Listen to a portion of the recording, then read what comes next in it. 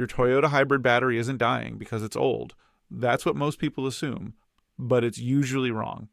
Most premature battery failures in Toyota hybrids actually come down to a handful of everyday habits.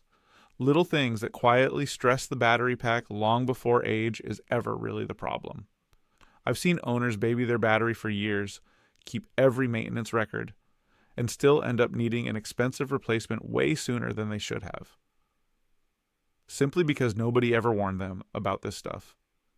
So today, I'm walking you through 5 things that are secretly wearing down your hybrid battery right now, probably without you even realizing it. And I'll tell you up front, they get worse as we go. Stick around. By the end of this, you'll know exactly what to watch for, and more importantly, what to actually do about it. Let's start with the one everybody blames, but almost nobody really understands. Heat. Hybrid batteries, whether it's the older nickel metal hydride packs or the newer lithium-ion units, they hate excessive heat. And here's a number that kind of surprised me the first time I saw it. Just a 10 degrees Celsius rise in average battery temperature can meaningfully speed up long-term wear. That's not a typo. It's not a small effect either. Inside that battery, there are chemical reactions happening constantly. Every time you drive, charge, brake regeneratively. Heat pushes those reactions into overdrive in the worst way possible. It breaks the electrolyte down faster, and it ages the individual cells unevenly. And uneven aging? That's really the root of almost every hybrid battery complaint I hear. Now, Toyota does build in a cooling system, usually pulling cabin air through vents near the rear seats. But that system has limits. Park in direct sun all day. Live somewhere with brutal summers. Sit in stop-and-go traffic a lot. And suddenly you're asking that cooling system to fight a battle it just wasn't really built to win alone. A couple of habits help a lot here. Park in the shade when you can. Use a windshield sunshade to keep cabin temps down. And on the really hot days, cool the cabin for a minute before you even start driving. Small moves. Real payoff. Now, here's something that surprises almost every Toyota owner. Heat isn't even the main issue for a lot of these cars. There's a second problem hiding in plain sight, and it's one most people are creating without ever knowing it. I'm talking about a dirty battery cooling fan. Remember that cabin air cooling system I just mentioned? Well, that air has to pass through an intake vent, usually near the back seat. And that intake is basically a magnet for dust, lint, and, if you've got a dog or a cat, pet hair. Once that buildup restricts airflow, the fan has to work harder, and a lot of the time it just can't move enough air anymore. The battery runs warmer, more consistently. Now you've got that same degradation problem from before, except it's happening, even if you park in the shade every single day, which is honestly what makes this one worse than heat. It undoes all your good habits without you ever noticing. So, watch for a fan that sounds louder than usual. That's often your first clue. You might also notice the engine kicking on more than it used to because the system's compensating for extra heat. The fix takes about 10 minutes. Find that intake vent. Your owner's manual will show you exactly where. And vacuum it out every few months. More often if you've got pets. One of the cheapest things you can do to add real years to this battery. And this next one is actually worse than a dirty fan, because it doesn't even require driving the car to cause damage, letting your hybrid sit for long stretches without use. Here's what people miss. Even parked, switched off, the system is still quietly active. It periodically balances the individual cells and draws a small trickle of power to keep certain onboard systems alive. Let the car sit for weeks.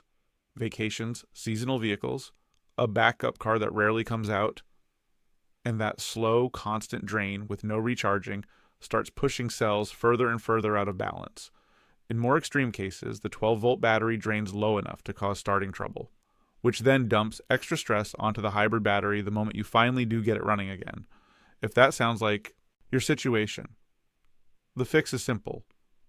Drive the car, even briefly, at least once every couple of weeks. 15-20 minutes is enough to let everything rebalance. Going away longer than that? Have someone start it periodically. Or grab a battery maintainer for the 12-volt system. Small habit. Big payoff in avoided repair bills. Now here's the one that genuinely surprises people, because it flips the script on what you'd expect. Constant short trips can actually be harder on your hybrid battery than long drives. I know hybrids are famous for city driving, but hybrid batteries are built to be cycled, charged and discharged over and over, and that's healthy, in moderation. The trouble starts when every single trip is under a mile or two. The gasoline engine barely warms up. The battery's doing almost all the initial work. And the whole system gets stuck cycling rapidly, over and over, without ever settling into an efficient rhythm. Over time, that choppy pattern wears on the cells more than longer, steadier drives ever would. Usually, you'll notice it first as fuel economy that's quietly just a little worse than what Toyota advertises. Now, this doesn't mean short trips are dangerous. Plenty of hybrids handle city driving just fine. But if nearly all your driving is these tiny hops, try combining errands into one longer drive now and then. Or take the highway when you get the chance. Let the system complete a full cycle every so often. It balances out all those short bursts. Which brings us to the fifth one. And this is the killer that costs owners the most money. By a wide margin. Because it's completely preventable and yet almost always ignored. Simply not listening to the early warning signs. Your Toyota is actually pretty good at telling you something's wrong. Most owners just miss the signs or assume they'll pass on their own. Watch for fuel economy, dropping gradually over weeks or months. The engine running more than it used to, especially at low speeds. The cooling fan getting louder or running more often. The battery charge level fluctuating faster than normal on your display. Any one of those alone might mean nothing. 2 or 3 together? That's your battery telling you it's under real strain. Here's why this one matters more than all the others combined. Catching it early is often the difference between a cooling system cleaning or a cell rebalancing, a fairly small job, and a full battery replacement running into the thousands.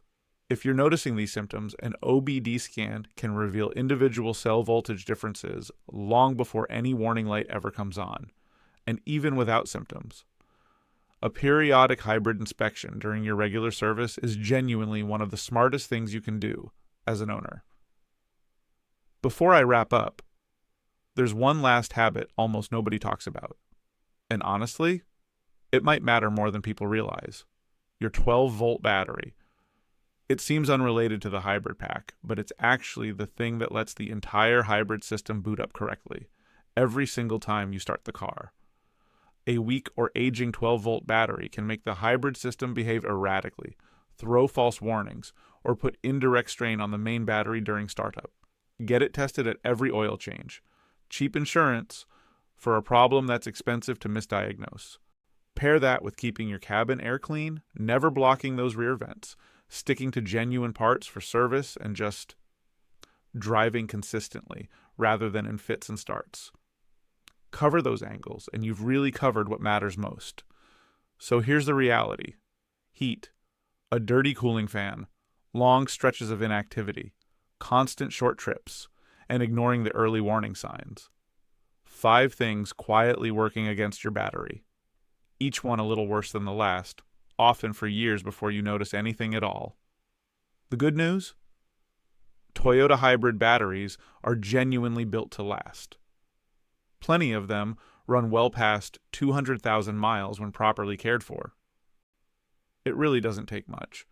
A little awareness, a handful of simple habits, and you can skip a repair bill you never actually needed to have. Thanks so much for watching. I'll see you in the next one.